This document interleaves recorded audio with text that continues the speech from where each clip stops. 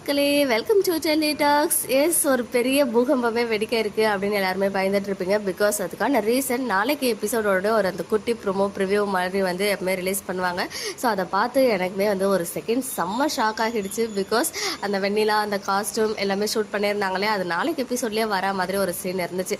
So யாருமே பயப்பட வேண்டாம். ஆக்சுவலாக அந்த ப்ரோமோவில் என்ன இருந்துச்சு அப்படின்னு பார்த்தீங்கன்னா, விஜய் வெண்ணிலாவை கூப்பிட்டுட்டு அதுவுமே தோல் மேலாம் கை போட்டுட்டு தாத்தா கிட்ட சொல்கிறாங்க, தாத்தா வெண்ணிலா ஏன் வெண்ணிலா திரும்பி வந்துட்டா அப்படின்ற மாதிரி சொன்னதுமே ராகினி காவேரி எல்லாம் ரொம்ப ஷாக்கிங்காக பார்க்குறாங்க. அவங்க எல்லாரும் விடமே ஷாக்கில் தாத்தா இருக்காரு.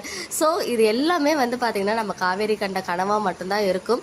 பிகாஸ் இது மட்டும் உண்மையாக இருந்துச்சுன்னா இதையே ஒரு பெரிய ப்ரோமோவாக போட்டிருப்பாங்க. ஸோ அது உங்களுக்கே தெரிஞ்சிருக்கும். கண்டிப்பாக அதே காஸ்டியூம்லாம் அவங்க போயிட்டு தூங்கும்போது பெருசாக ஏதோ கனவு காண்றாங்க. விஜயே வெண்ணிலாவை கூப்பிட்டு ஏன் வெண்ணிலான்னு சொல்கிற மாதிரி. ஸோ கனவு கண்டா அது கண்டிப்பாக சீரியல்ஸை பொறுத்த வரைக்கும் அதே மாதிரி நடக்கவே நடக்காது.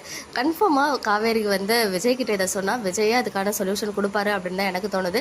என்னை பொறுத்த வரைக்கும் விஜய் வெண்ணிலாவை ஏன் வெண்ணிலா அப்படின்னு சொல்கிறதுக்கு இனிமேல் ஒரு காலமும் வாய்ப்பே கிடையாது. அது காவேரியோட கனவுல மட்டும்தான் நடக்கும். ஸோ அடுத்த நாள் நைட் வரைக்குமே எனக்கு தெரிஞ்சு காவேரி விஜய் கிட்டே இதை பற்றி சொல்லலை. அவங்க உடஞ்சி போய் அழறாங்களே, ஈவன் ப்ரோமோலேயே பார்த்துட்டு இருப்பீங்க. ஸோ அவங்க மைண்ட் வாய்ஸில் என்னை விட்டு போயிடுவீங்களோன்னு பயமாக இருக்குன்னு சொல்லிட்டு நினைக்கிறதுக்கு காரணம் கூட விஜய் வெண்ணிலாவை பற்றி பேசும்போதெல்லாம் ஸ்ட்ராங்காக வார்த்தைகளால் சொல்லலை அப்படின்றத மட்டும்தான் அவங்க இப்போ வரைக்குமே மனசில் வச்சுட்டு இருக்காங்க. ஒன்ஸ் காவேரி அதை சொன்னாங்கன்னா விஜய் அவரோட டெசிஷனில் என்ன அப்படின்றது ஸ்ட்ராங்காக இன்னுமே தெரியப்படுத்துவார். காவேரி மேலே எவ்வளோ லவ் இருக்குது, யார் வந்தாலும் அவர் காவேரி கூட மட்டும்தான் இருப்பார். ஸோ எதுனாலுமே ரெண்டு பேரும் சேர்ந்து ஃபேஸ் பண்ணலாம் அப்படின்ற ஒரு சுச்சுவேஷனுக்கு கூடிய சீக்கிரம் வருவாங்க.